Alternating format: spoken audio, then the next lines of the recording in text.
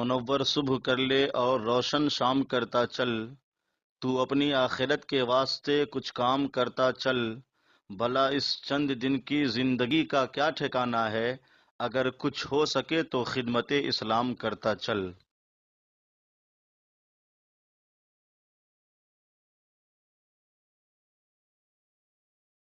سورۃ الانعام کی آیت نمبر 56 سورۃ الانعام کا 7واں رکوع اور 7ویں پارے کا 13واں رکوع۔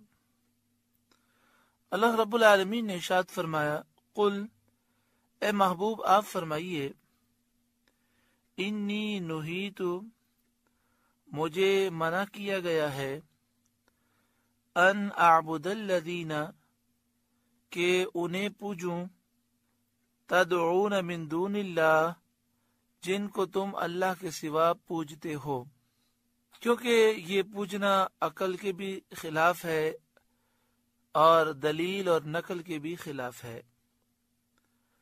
عقل بھی یہ کہتی ہے کہ بے جان پتھر خدا نہیں ہو سکتے، اور علم بھی یہ کہتا ہے کہ بے جان پتھر خدا نہیں ہے، اللہ وحدہ لا شریک ہے۔ قل، اے محبوب آپ فرمائیے، لا اتبع اہواءکم، میں تمہاری خواہش پر نہیں چلتا، یعنی تمہارا جو طریقہ ہے وہ نفس کی اتباع ہے اور خواہش کی اتباع ہے۔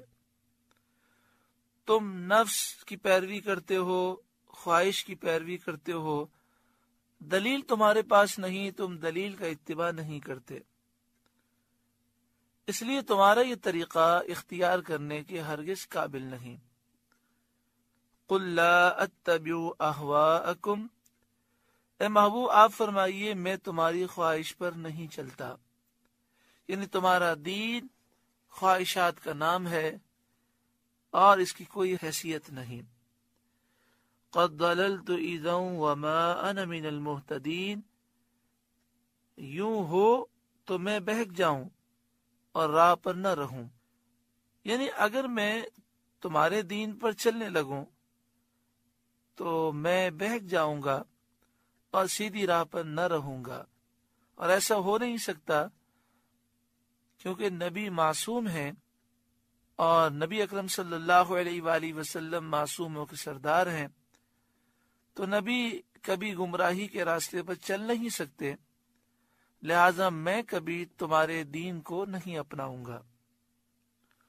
قل، اے محبوب آپ فرمائیے، انی علی بینۃ من ربی، میں تو اپنے رب کی طرف سے روشن دلیل پر ہوں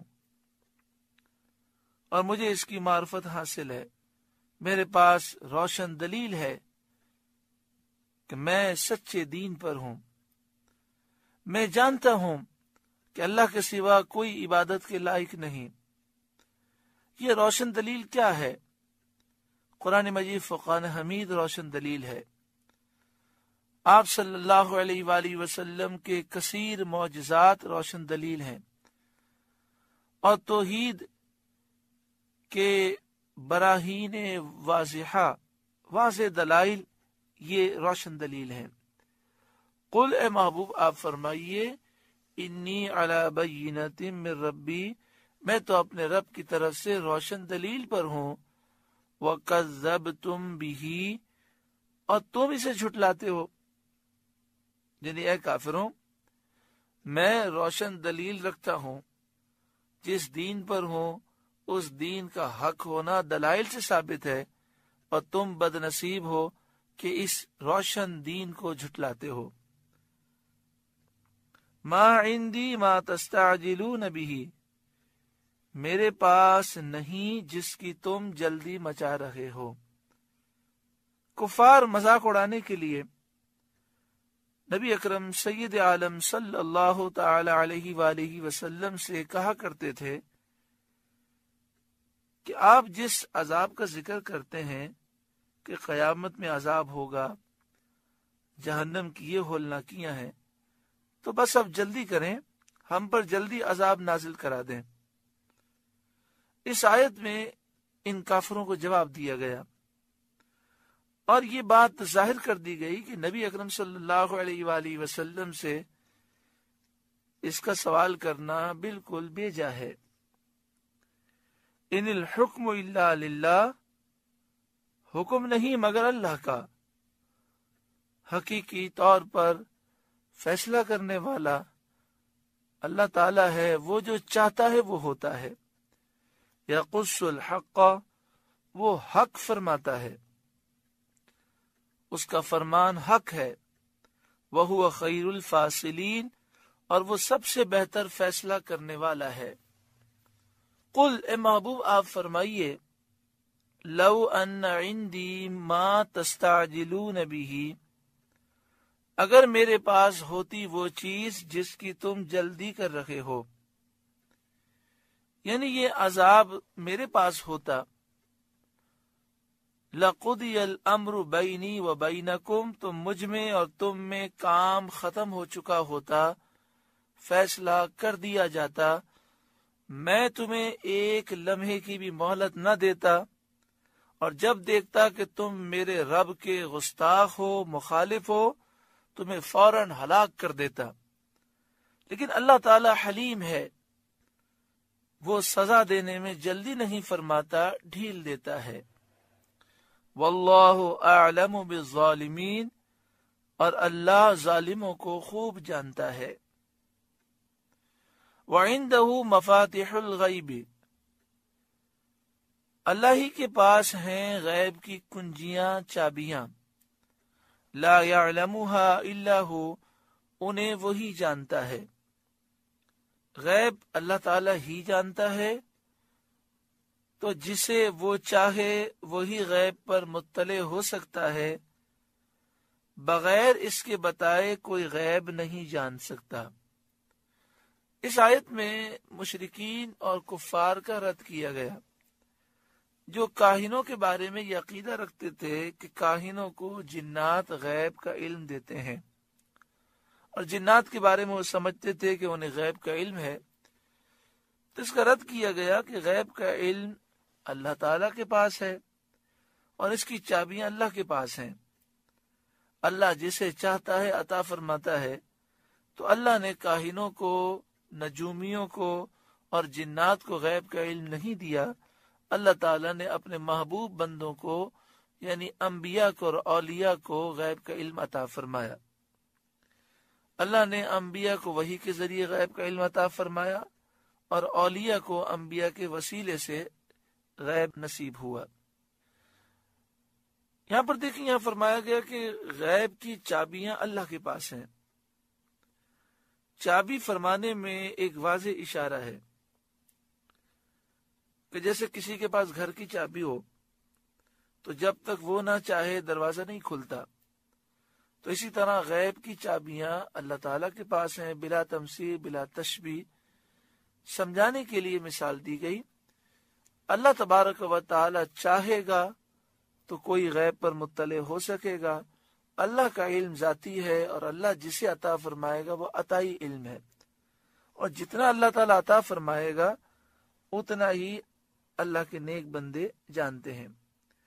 وَيَعْلَمُ مَا فِي الْبَرِّ وَالْبَحْرِ، اور وہ جانتا ہے جو کچھ خشکی اور تری میں ہے، سمندروں میں، دریاؤں میں، نہروں میں، چشموں میں، زمینوں میں اور پہاڑی علاقوں میں، میدانی علاقوں میں، جو کچھ بھی ہے اللہ جانتا ہے۔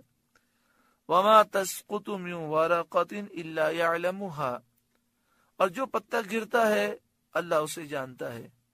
وَلَا حَبَّةٍ فِي ظُلُمَاتِ الْأَرْضِ، اور کوئی دانہ نہیں زمین کی اندھیریوں میں۔ وَلَا رَطْبٍ، اور نہ کوئی تر، وَلَا يَابِسٍ، اور نہ خشک، إِلَّا فِي كِتَابٍ مُبِينٍ، جو ایک روشن کتاب میں لکھا نہ ہو۔ یعنی زمین کے اندھیروں میں جو دانے ہیں، جو تر چیز ہے، جو خشک چیز ہے، سب روشن کتاب میں لکھی ہوئی ہے۔ صدر افاضل مولانا نعیم الدین مراد آبادی علیہ رحمہ لکھتے ہیں کہ روشن کتاب سے لوح محفوظ مراد ہے۔ اللہ تعالیٰ نے ما کانا و ما یکون کے علوم اس میں مکتوب فرمائے، یعنی لوح محفوظ میں جو کچھ ہو چکا، جو کچھ ہونے والا ہے، سب لکھا ہوا ہے۔ اور اللہ تعالیٰ اپنے نیک بندوں کو لوح محفوظ پر مطلع فرماتا ہے، اور وہ لوح محفوظ کو دیکھ کر، پڑھ کر ان علوم پر مطلع ہوتے ہیں۔ وَهُوَ الَّذِي يَتَوَفَّاكُمْ بِاللَّيْلِ، اور وہی ہے جو رات کو تمہاری روحیں قبض کرتا ہے، تو تم پر نیند مسلط ہوتی ہے اور تمہارے اختیارات، تصرفات اپنے حال پر باقی نہیں رہتے۔ رات کو انسان جب سو جاتا ہے تو اب باتیں ہو رہی ہیں، لوگ آ رہے ہیں، جا رہے ہیں، اسے کچھ پتہ نہیں ہوتا۔ اسی طرح وہ اپنے ہاتھ اور پاؤں سے وہ تصرفات نہیں کر سکتا جو جاگنے کی حالت میں کرتا ہے۔ وَيَعْلَمُ مَا جَرَحْتُمْ بِالنَّهَارِ، اور جانتا ہے جو کچھ دن میں تم کماؤ۔ ثُمَّ يَبْعَثُكُمْ فِيهِ، پھر تمہیں دن میں اٹھاتا ہے، نیند سے بیدار فرماتا ہے۔ لِيُقْضَى أَجَلٌ مُّسَمًّى، کہ ٹھہرائی ہوئی میعاد پوری ہو، مقررہ مدت تک تم زندہ رہو اور عمر اپنی انتہا کو پہنچے۔ ثُمَّ إِلَيْهِ مَرْجِعُكُمْ، پھر اسی کی طرف تمہیں پھرنا ہے، یعنی آخرت میں تم اسی کے دربار میں جاؤ گے۔ ثُمَّ يُنَبِّئُكُمْ بِمَا كُنْتُمْ تَعْمَلُونَ، پھر وہ بتا دے گا جو کچھ تم کرتے تھے۔ اس آیت میں موت کے بعد زندہ ہونے پر دلیل ذکر فرمائی گئی کہ جس طرح روزانہ سونے کے وقت ایک طرح کی موت تم پر آ جاتی ہے جس سے تمہارے حواس معطل ہو جاتے ہیں، دیکھنے، سننے، سونگھنے کی ساری قوتیں متاثر ہوتی ہیں، چلنا پھرنا، پکڑنا اور بیداری کے تمام کام سب معطل ہو جاتے ہیں۔ اس کے بعد پھر بیداری کے وقت اللہ تعالی تمام قوا کو ان کے تصرفات عطا فرماتا ہے۔ یہ واضح دلیل ہے اس بات کی کہ وہ زندگی کے تصرفات موت کے بعد عطا کرنے پر اسی طرح قادر ہے۔ یعنی جس طرح تم سو جاتے ہو تو نیند بھی ایک طرح کی موت ہے، پھر جب تم بیدار ہوتے ہو پھر تمہیں وہی تصرفات، وہی طاقتیں حاصل ہوتی ہیں۔ اسی طرح جب تم مر جاؤ گے پھر تمہیں کل بروز قیامت اٹھایا جائے گا تو تم قیامت کے منظر کو دیکھو گے اور تمہارا حساب ہوگا۔ ثم ينبئكم بما كنتم تعملون، پھر وہ بتا دے گا جو کچھ تم کرتے تھے۔ بار بار قرآن مجید فقان حمید موت کا ذکر فرماتا ہے، قیامت کا ذکر فرماتا ہے۔ زندگی ہماری اکثر گزر چکی، اب نہ جانے کتنے لمحات باقی ہیں۔ جب بھی رات کو سوئیں کاش ہم اپنا محاسبہ کر کے سوئیں کہ میں نے آج پورا دن گزار دیا، میں نے اپنے رب کو راضی کرنے والے کتنے کام کیے، اور جو دن بھر میں غلطیاں ہوئیں وہ نہ ہوئے، اللہ کے حقوق اور بندوں کے حقوق پامال ہوئے، اس پر اللہ تعالیٰ سے معافی مانگیں، جو چیزیں لازم ہیں ان کو ادا کریں۔ اللہ تعالیٰ مجھے اور آپ سب کو آخرت کی تیاری کی توفیق عطا فرمائے۔ سورۃ الانعام کا 7واں رکوع مکمل ہوا۔